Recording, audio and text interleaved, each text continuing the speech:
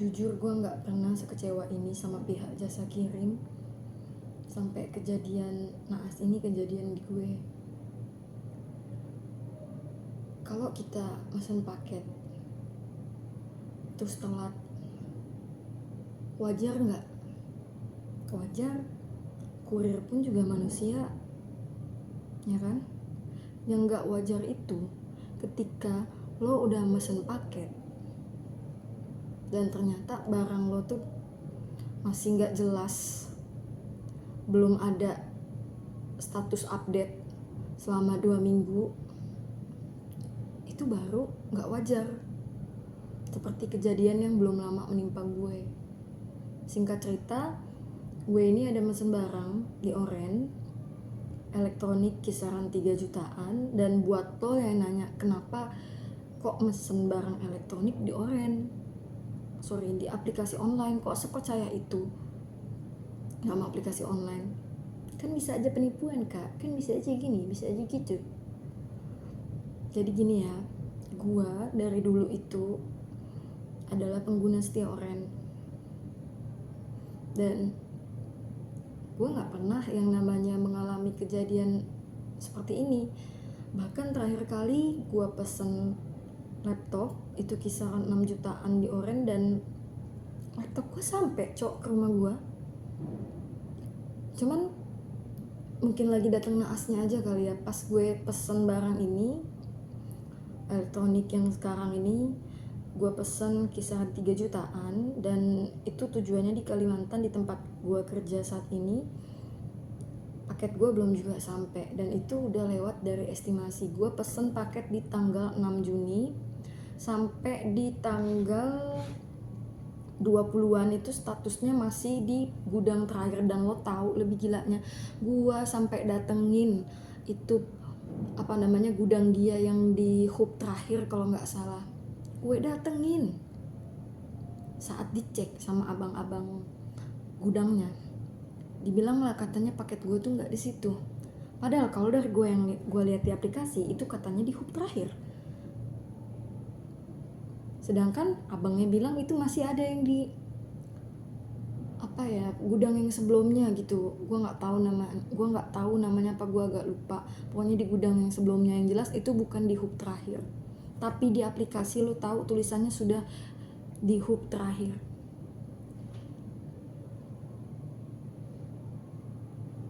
Oke lah, di situ gue berusaha kayak untuk stay positif, stay calm. Tapi gimana woy kita bisa stay calm ketika barang gue yang dari Jakarta ke sini naik kapal, naik lagi lewatin perjalanan darat selama 2 minggu, dan gue nggak tahu itu paket udah kena apa aja. Kan kita nggak tahu kan, jangan sampai ketika tuh barang kayak udah lewat dari 2 minggu terus datang ke tempat gue barangnya banyak lecet atau apa, terus gue ribet lagi gue ngurusin. Males lah gue, gak lah gue. Udah gitu CS nya pas gue chat jawabannya beda-beda. Ada yang bilang katanya nanti paketnya bakal tiba di tanggal 24, ada yang bilang lagi bakal tiba di tanggal 26. Kok makin mundur? Buat lo yang gak percaya nih, langsung aja gue tunjukin buktinya. Nah, jadi bisa dilihat ya teman-teman, ini gue ada pesen barang dari tanggal 6 sampai di tanggal 16 itu belum ada kejelasan. Cuman bisa dilihat di tanggal 14 itu status pesanan gue itu masih aja stuck di situ. Sampai akhirnya update di tanggal 16 dan selanjutnya gak ada kejelasan apapun. So, karena pesanan gue nggak ada perubahan apapun di tanggal 16, akhirnya gue menghubungi CS. Dan di sini CS bilang kalau maksimal itu tanggal 20. Kalau memang belum ada update, mereka bakal bantu lagi buat diterusin ke pihak jasa kirimnya. Oke, di situ gue masih coba untuk stay positif. Keesokan paginya, hal pertama yang gue lakukan ketika gue bangun tidur adalah langsung mengecek status pesanan Shopee gue. Dan ternyata ya masih sama, masih di tanggal 16 itu. Lalu dengan cepat gue langsung hubungin CS, dan ya bayangkan dari tanggal 20 mereka ulur lagi waktunya sampai ke tanggal 24. Oh, tapi ini belum seberapa. Lo harus mesti lihat next ya. Oke, langsung aja. Dan tada, tebakan kalian benar. Dari tanggal 20, 24 dan akhirnya diundur lagi sama pihak mereka ke tanggal 27. Dan coba kalian hitung, kalau semisal gue mesen dari tanggal 6 terus gue tunggu lagi sampai tanggal 27 seperti yang dibilang CS, artinya kan gue harus menunggu paket gue kurang lebih selama 21 hari. Nah terus apa bedanya sama pre-order? Ya kan? Gak sekalian aja dibikin sebulan. Baru kali ini gue tuh dapat pengiriman selama ini nyaris 1 bulan. Jadi ya udah dong, daripada gue nggak menunggu lama-lama, buat apa? So ini yang gue lakuin selanjutnya.